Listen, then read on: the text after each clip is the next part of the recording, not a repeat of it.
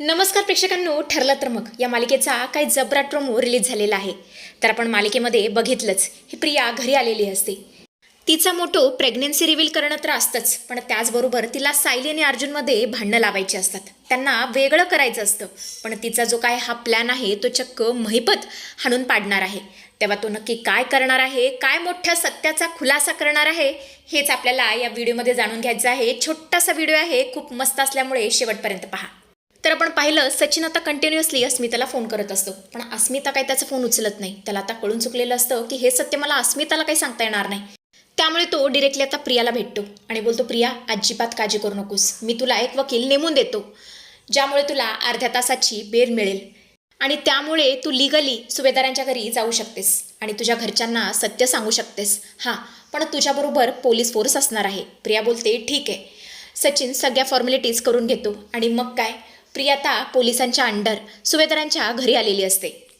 तर आपण प्रोमोमध्ये तर बघितलंच, प्रिया आता तिच्या प्रेग्नन्सीचा खुलासा करते आणि सगळ्यांना सांगते की अश्विनचं बाळ माझ्या पोटात आहे. आणि ही गोष्ट अर्जुनला सुद्धा माहिती होती. सगळेच आता अर्जुनकडे रागाने बघू लागतात. तिला असं वाटत असतं की सायली अर्जुनमध्ये फूट पडेल. तेव्हा आता पुढे काय घडतं हे बघूया. प्रिया आता मनातल्या मनात हसत असते आणि म्हणत असते, आता ही म्हातारी ही कल्पी नक्कीच वितळेल. नातवाच्या मोहापायी ही नक्कीच मला घरात घेईल. प्रिया आता बोलते, आई मी पूर्णपणे सुधारण्याचा प्रयत्न करतेय. तुम्ही प्लीज माझा विचार करू नका, पण तुमच्या सुभेदार वंशाचा विचार करा. आई मला फक्त एक चान्स द्या ना आई, मी यावेळेस तुम्हाला पश्चातापाची संधीसुद्धा देणार नाही. आई प्लीज. कल्पना तर खूप चिडलेली असते. ती म्हणत असते, अर्जुन अरे तुला सगळं माहिती होतं, मग तू आम्हाला का नाही सांगितलंस. तेव्हा अर्जुन बोलतो, खरं तर मला अश्विनने शपथ घातली होती की घरी ही गोष्ट कोणाला सांगायची नाही, त्यामुळे मी कोणाला सांगितली नाही. पण मम्मा, हा तुझा आणि अश्विनचा निर्णय आहे. तुम्ही जो निर्णय घ्याल ना तो आम्हाला मान्य असेल. तुला जर प्रियाला घरी घ्यायचं असेल तर तू घेऊ शकतेस. कल्पना मात्र शांतपणे उभी असते. तिचे हावभाव बघता नक्कीच असं वाटत असतं की ती प्रियाला घरात घेईल, तिला स्वीकारेल. पण तसं काही घडणार नाहीये. पुढे बघत राहा. इकडे आपण पाहतो तर काय, महिपत एका खुर्चीवरती बसलेला असतो. त्याचा हा बाबा बनायचा ओरा पूर्णपणे त्याच्या डोक्यामध्ये चढलेला असतो.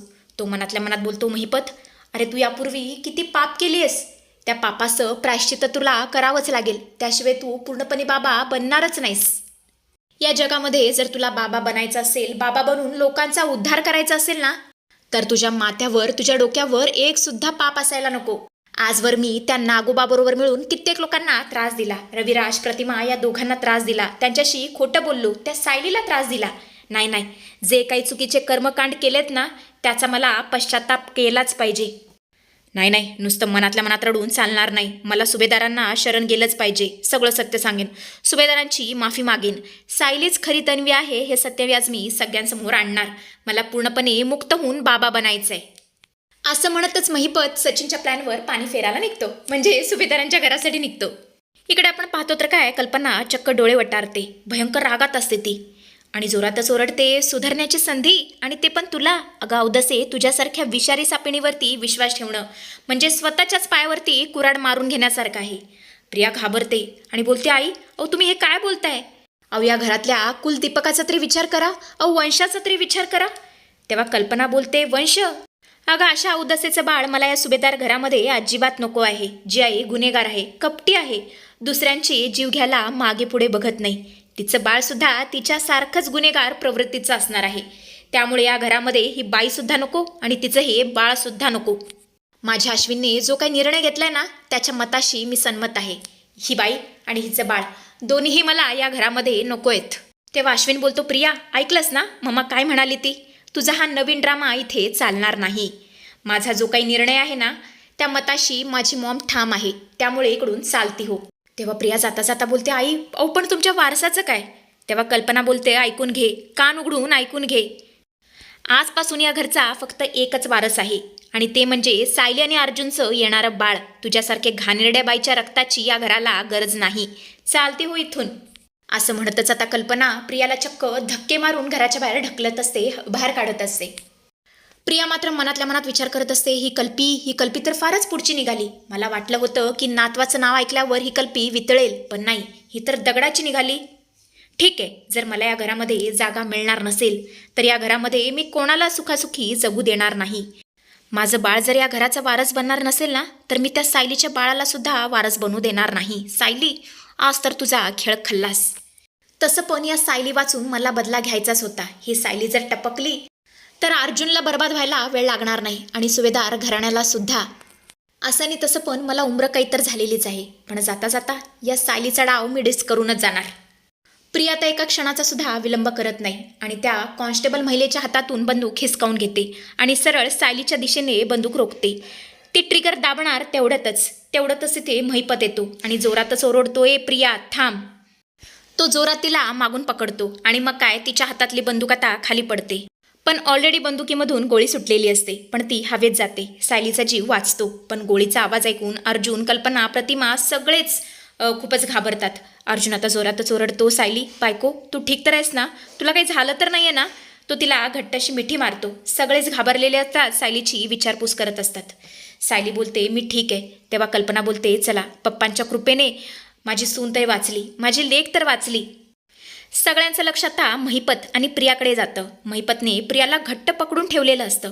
सगळ्यांना भयंकर धक्का बसलेला असतो की जो महिपत सायलीच्या जीवावरती उठला होता त्याने चक्क सायलीचा जीव कसा काय वाचवला. अर्जुन बोलतो, महिपत तू चक्क माझ्या बायकोला वाचवलंस, हा चमत्कार कसं काय?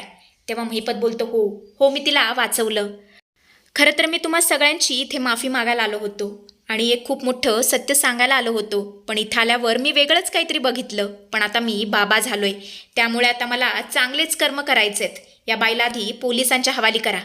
अर्जुन लगेच इन्स्पेक्टरला फोन करतो. काही मिनिटातच पोलीस तिथे येतात आणि प्रियाला बेड्या ठोकतात. प्रिया बोलत असते, सोडा मला. महिपत तू मला धोका दिलास, मी तुम्हाला कोणाला सोडणार नाही. सायली मी पुन्हा येईन. पोलीस आता प्रियाला घेऊन जातात.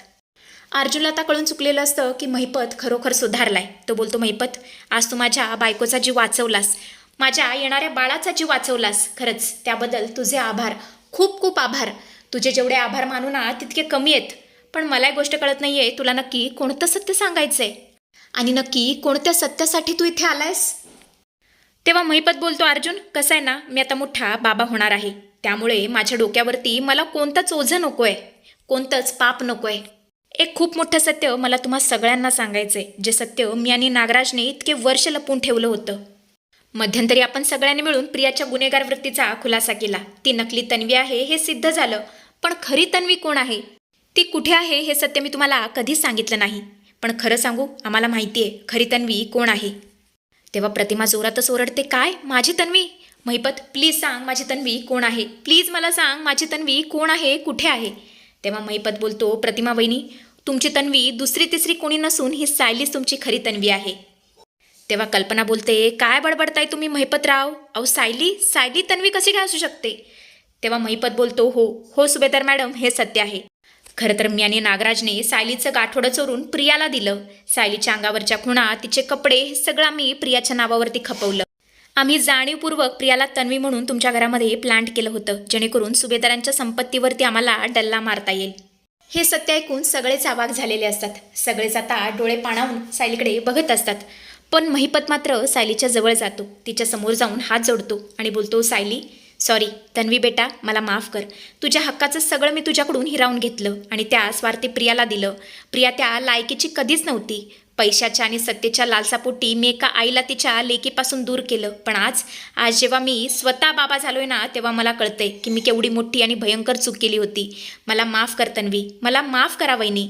महिपत रडतच खाली गुडघ्यावरती बसतो. तर असं काहीसं जबरदस्त ट्विस्ट आपल्याला येणाऱ्या भागांमध्ये बघायला मिळणार आहे प्रेक्षकांनो.